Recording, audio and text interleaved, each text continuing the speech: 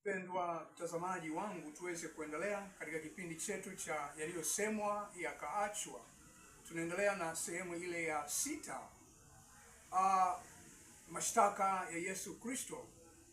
Na Myahudi mwingine akasimama na kusema, nilimuona Yesu akifundisha katika sinagogi lililoko Kapernaum, na alikuwepo mtu aliyekuwa na roho chafu katika sinagogi, akalia kwa sauti akisema, niache, je, nina nini nawe Yesu Mnazareti? Je, umekuja kutuangamiza?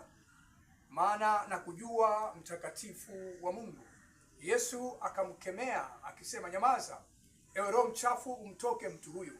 Mara akamtoka, na wala mtu yule hakudhurika. Na mambo yafuatayo yalisemwa na Farisayo. Niliuona umati mkubwa wa watu waliomjia Yesu kutoka Galilaya na Yudea na pembezoni mwa bahari na nchi nyingi ikiwemo Jordani, na wengine walikuwa na udhaifu, waliomjia wakaponywa wote.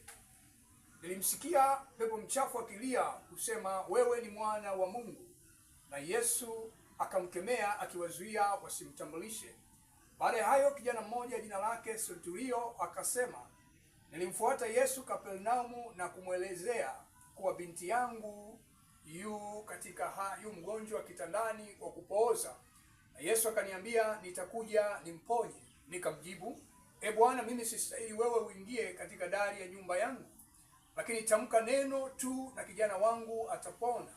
Yesu akaniambia, nenda na iwe kwako kama ulivyoamini, na mgonjwa wangu alipona saa ile ile.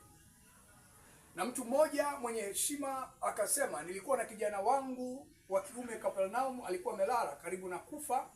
Niliposikia Yesu anakuja Galilaya, nikaenda kumsihi aje katika nyumba yangu ili amponye kijana wangu aliye katika hali ya kufa. Akaniambia, nenda, kijana wako ni mzima.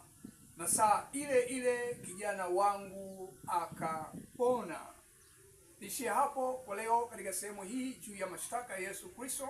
Kali tutakavyoendelea, wewe ambaye hukuwepo katika sehemu nyingine, hebu fuatilia sehemu za nyuma ujue ni nini ambacho tunaendelea kukisema. Tunasema juu ya mashtaka ya Yesu Kristo yakiwa yamefafanuliwa kwa upana zaidi. Mungu akubariki sana. Nikukumbushe tu kwamba Yesu yuko karibu kuja, muamini. Lakini wewe ambaye hujamwamini, muamini sasa, na wewe umemwamini, endelea kuishi maisha matakatifu. Mungu akubariki sana katika jina la Yesu Kristo. Amen.